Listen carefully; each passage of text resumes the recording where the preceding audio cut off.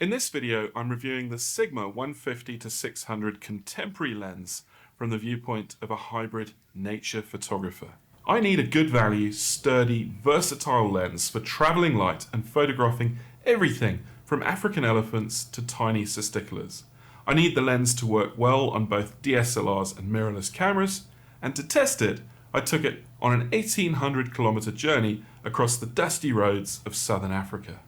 Along the way, I compare it to much more expensive glass to see if it can get the job done. I took thousands of shots, hundreds of clips, and I can't wait to share these with you. It's a long video, so there's chapters in the timeline down below, and please feel free to skip ahead. So I think what I'm going to do in this video is break it into two major components. The first part is going to be the lens specifications and features with some insights on those. And the second part is going to be my experiences with the lens in the field. I see the Sigma as a light and versatile lens, but that's coming from the perspective of someone who's shot the monstrous Sigma 300 to 800 in the past. A lens that weighs over 6 kilograms. These days, my main lens is the Canon 400mm f2.8 Mark II, which weighs around 4 kilograms. The Sigma is just 1.8 kilograms, and to me, it feels easy to handhold. If you're not used to super telephotos, you might think differently. Although it's the lightest full-frame 150 to 600mm lens, comparable lenses like the Canon RF 100 to 500 weighs roughly 1.3 kilos, and the 100 to 400 Mark II weighs in around 1.6 kilos, similar to the APSC only Fuji 150 to 600. The Tamron 150 to 600 G2 is a little heavier at roughly 1.9 kilograms, and the Nikon 200 to 500 is 2.1 kilograms. So depending on how you feel about these weights, you may decide to use a monopod or a tripod for longer sessions. It's important to say that there are three similar lenses in the Sigma lineup. This lens, the contemporary version, being the lightest and the cheapest.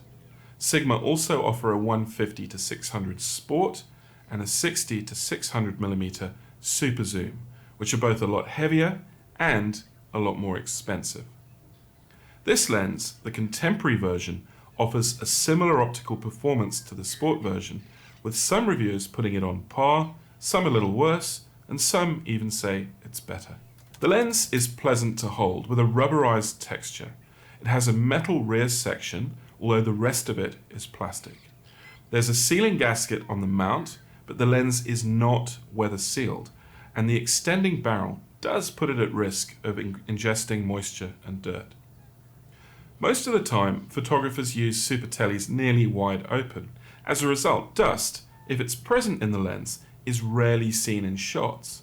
However, video shooters who aren't using ND filters will need to take note, because stopping the lens down to maintain frame rate will expose any dust in the video, and my own copy did suffer from dust spots in the video when I stopped down.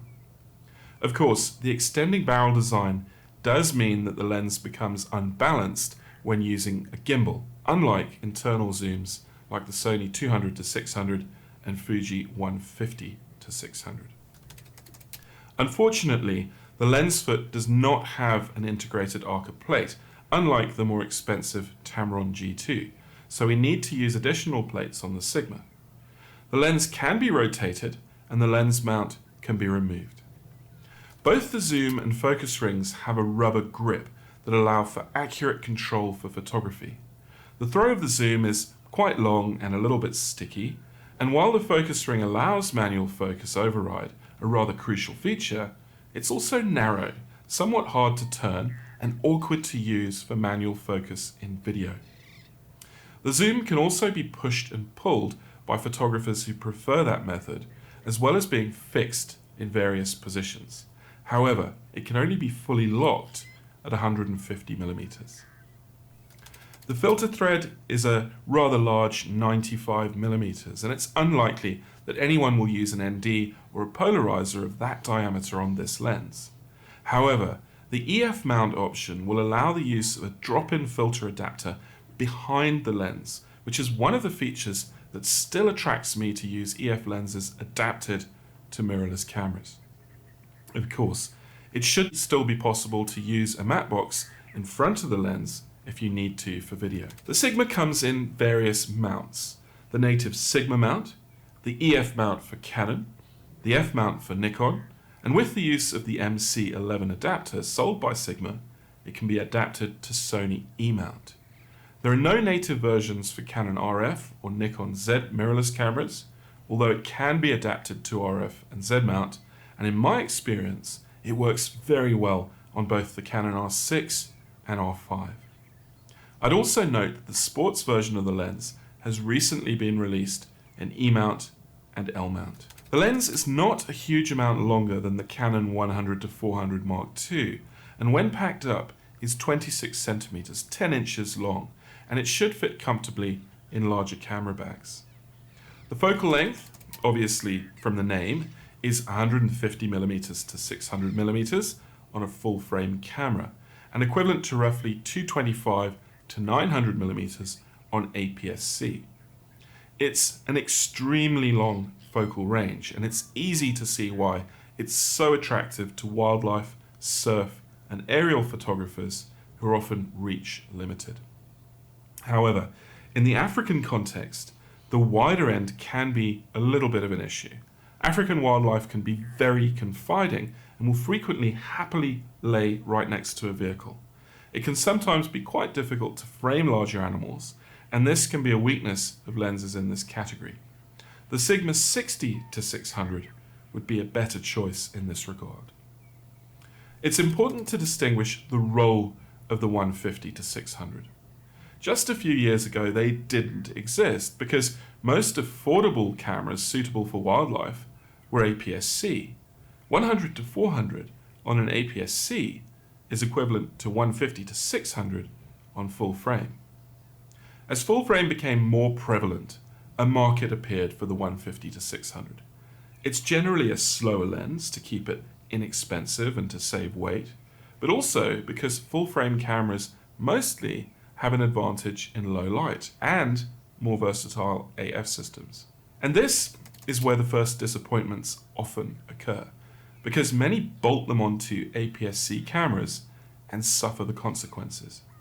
These being lack of resolving power over the tightly packed sensors, diffraction limits are closer to maximum aperture, images suffer more from noise, and focus systems and viewfinders struggle with the smaller apertures and dim view of the subject.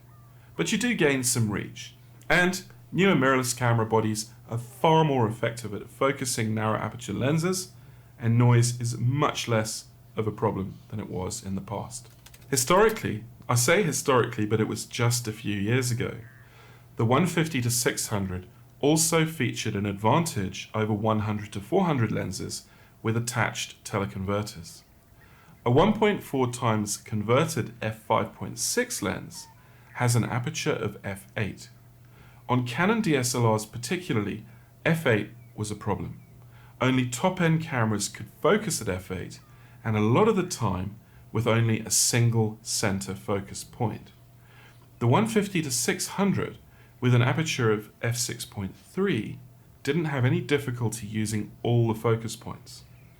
If you still shoot DSLR, the 150-600 has a strong advantage over converted lenses as a result of this. Of course, we can use teleconverters on the 150-600 itself.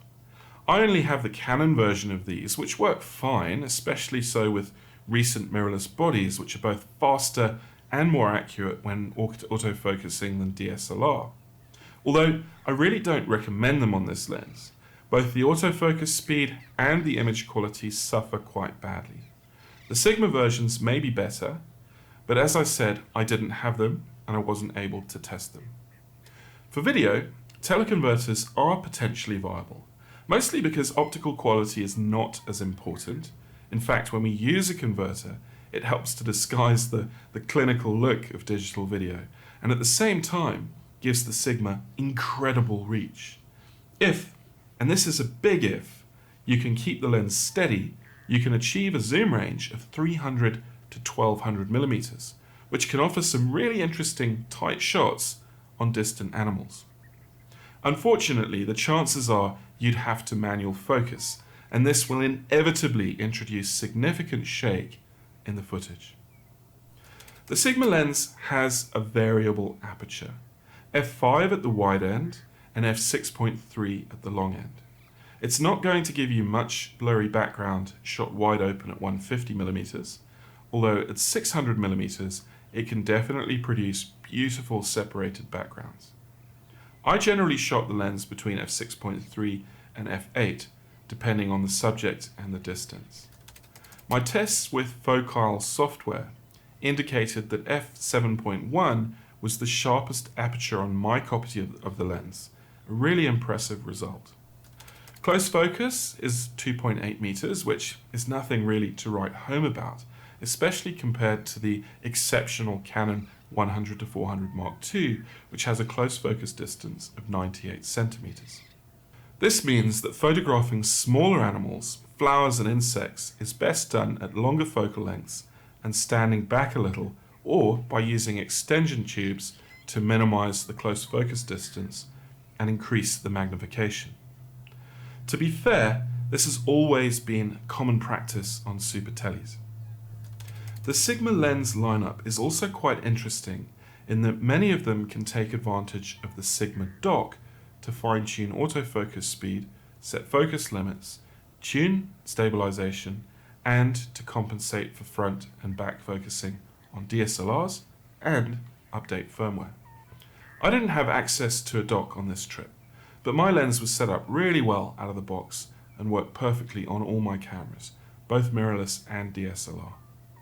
The Sigma has a set of 4 raised switches on the left rear barrel, and they're all easily accessible to the left thumb when using the lens.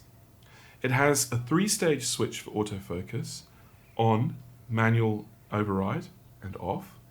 Another switch setting focus limits between full, 10 meters to infinity, and 2.8 meters to 10 meters. And it's important to note that these can be customized with the Sigma dock and set using the custom slide switch. As I mentioned previously, I didn't have the dock, and so I didn't try the custom modes. The final toggle is for lens image stabilization and includes modes 1, 2, and off. Mode 1 is for general handheld use and stabilizes the vertical and horizontal planes, while mode 2 is for horizontal panning shots. Sigma claims stabilization is up to 4 stops. Now, Sigma actually recommends switching IS off when using the lens on a tripod. When I forgot to do this, the IS system started to emit a rather disconcerting humming sound. It's a negative feature for those of us used to shooting tripod sensing lenses.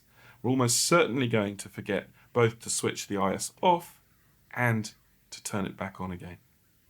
Finally, the lens comes with a good padded case and a deep lens hood, which does a good job both at protecting the large front element and also resisting flare. Just hanging out next to a submerged part of the road, photographing some lapwings in the early sunrise, trying out this lens.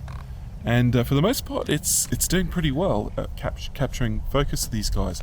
And where it might not have the fastest focus, or be the brightest, fastest lens in terms of aperture, it makes up for it a lot in terms of versatility. The zoom really helps, and so does the lightweight and the ability to just move it around without it having to be supported in any way. The absolute best thing about the Sigma 150-600 is its sheer usability.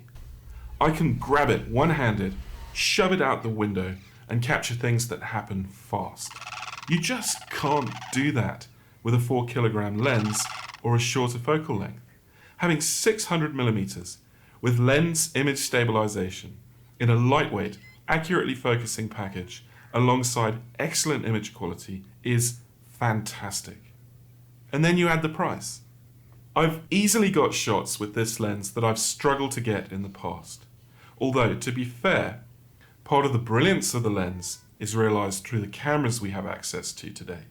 But even with older DSLRs like my 7D Mark II, the Sigma 150-600 is excellent, especially for small birds where the reach of APS-C really pays dividends. The most amazing thing about this lens has got to be the image quality wide open. It was really obvious from the first few shots that it was up there with the other lenses.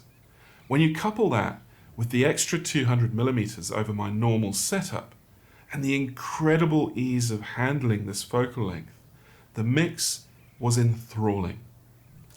I think it's clear from the Sigma website that they really paid attention to image quality in the lens design, and I think it's the standout feature. But just observationally, it seems to be sharper in the mid-range than at 600mm, which is where I used it most. But it's definitely good enough to collect very beautiful images, and I don't have any problem picking up the Sigma instead of the Canons for a shot. Now, I'm a wildlife photographer and driven by different impulses than out-and-out bird photographers. My first instinct is to photograph interaction and behavior, and I'm less driven by clinical details. So my opinions are offered with that important context. Anyway, I'll compare some charts for you so you can make up your own mind.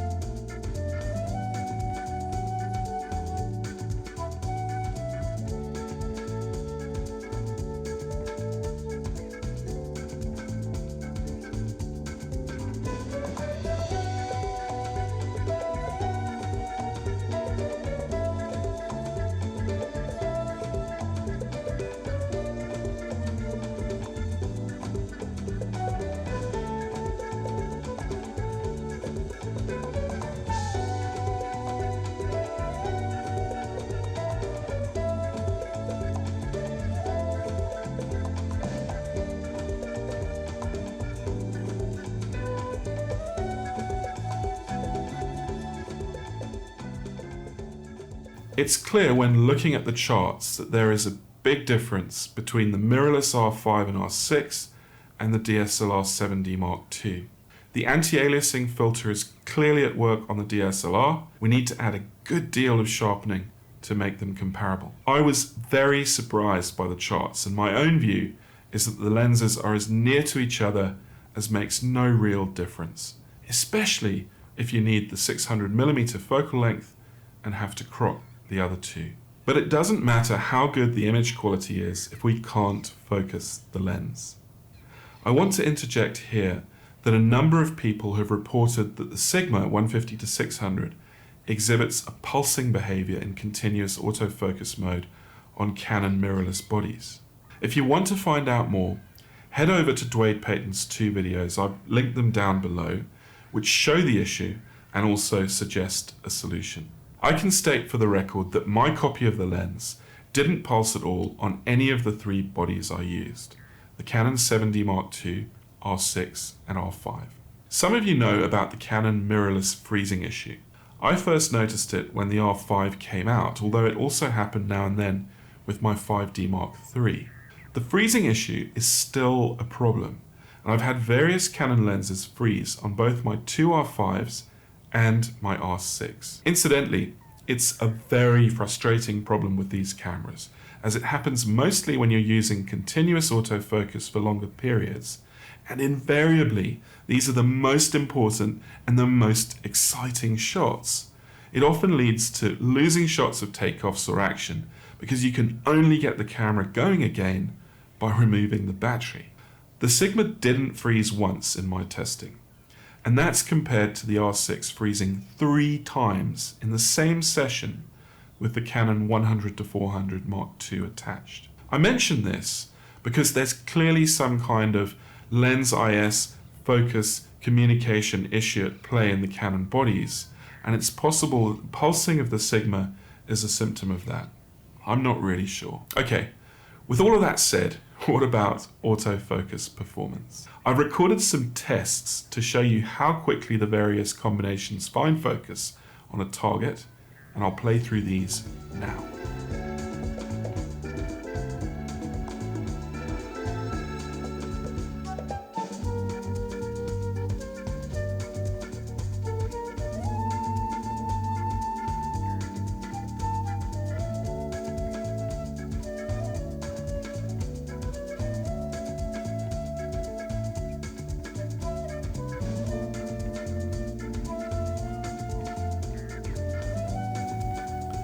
The AF speed at 600mm is pretty damning for the Sigma 150 to 600.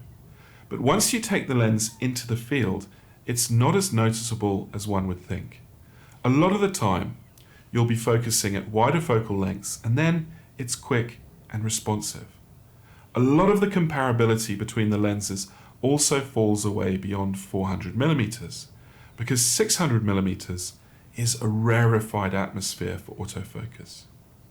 It's a focal length where lots of things get more difficult. The out of focus area is much more blurry, making it harder for the AF system to detect any contrast. The image stabilisation has to work harder, and the AF has to be much more accurate due to the smaller depth of field. Comparing the speed between the 400 at 400 and the 600 at 600 isn't really that fair. But even at 400mm, the AF reliability and speed of the Sigma is not as good as the other two lenses. Camera bodies also play a role in this, the R6 being the most reliable camera for AF on any of the three lenses. When taking bursts of shots with any of the lenses, there'll always be a number of shots with missed focus, especially for any close subjects with a thin depth of field or where the target is moving fast towards us. This gets worse in bad light, where the background is hard to distinguish from the animal. Obviously, we can mitigate this by burst shooting or focusing off target and then back onto target, which is a good idea with any of the lenses, because if you don't do this, you risk all your shots being out of focus in the sequence. In most situations, the Sigma performs adequately, but definitely not as well as the more expensive Canons. I found that I got most frustrated with the lens when photographing static or perched birds or insects, particularly any that were quite close to me. If you can get away with it, single-shot autofocus is more predictable. Alternatively, you can use the AF stop method. But if you take the lens into the field as I did and try to photograph birds in flight on different bodies, you can definitely end up with a very respectable set of keepers. One of the most significant tests for any AF system is the ability to track small, fast-moving targets. And I found a wonderful little malachite kingfisher that decided to help me out for the day. It dived repeatedly over the afternoon and gave me lots of opportunities to compare the Sigma 150 to 600 and the Canon 100 to 400 Mark II on different bodies. The light was terrible and there was strong reflection off the water, but that just made testing more revealing. I was astounded that I was able to capture some shots of the kingfisher diving and flying. I had to make some compromises for my slow reactions and resorted to pulling the focal length back on both lenses in order to improve AF and the depth of field. And using this method means we have to crop in post. But due to the speed of the action, it's really the only choice. I probably should have used a high megapixel body to do this, but ended up shooting the R6 because it was so enjoyable to use. Any lens that can achieve this result is good enough for wildlife photography. Getting shots like this 5 or 6 years ago was almost impossible without creating specific setups. I've come to realize recently that many more people use AF in video than I thought. I almost never use it, but I think that's because I'm in Africa. Animal tracking and IAF has taken the photography community by storm, but in Africa, it's often the cause of missed shots, particularly on antelope species where it catches the points of ears, tips of horns, and nostrils. It's also a problem where animals of different species and type interact.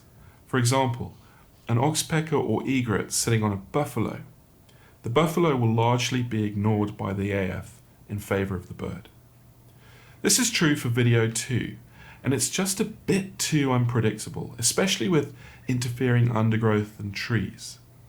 Once you develop the knack, it's easier to use manual focus, and even when you miss focus, the shot sequence just feels more natural when it's played back. In any case, the Sigma works well with AF tracking and IF in video. You can hear the focus motor in the footage, and it's not silent, but the image stabilization seems to be quieter than the Canon IS and is rarely picked up by the mics. The sticky focus ring placed quite far back on the barrel also introduces shake into the footage, and you may find that using follow focus gives better results, although I didn't try it. It's much easier to reach the focus ring with the lens supported on a tripod, and given that 600mm is so hard to keep steady, this is by far the best place to use the lens for video. I should also mention that the lens seems to be mostly parfocal, which is great, and the focus breathing is mainly seen at the short end. I mentioned image stabilization previously, but I want to get into it a bit more. It's an absolutely crucial feature for the 150 to 600 to get right for 3 reasons. 1, the fact that this lens is made to be handheld. 2, the light weight of the lens, which makes it very susceptible to micro jitter and wind buffeting. And 3, the extreme 600mm, 900mm on APS-C, which emphasizes every little movement and the jello effect of rolling shutter. And I think the claimed 4 stops of stabilization does a pretty good job for photographers. It has a stickiness to it that resists movement until the shake just overcomes it, whereupon it jerks and then holds steady again. This kind of behavior is actually pretty good for photography, and you can get good shots by burst shooting in low light or windy conditions. For video, it's much more of a problem. The jerks are very evident in the footage and look unnatural. So we're in a new place where photography and video are intertwined, and the implementation of stabilization systems are impacting the disciplines differently. I'm sure the technology will come where the in-body stabilization, in-lens stabilization, and video mode switch will eventually all cooperate to produce IS suited to video or photography in the same system.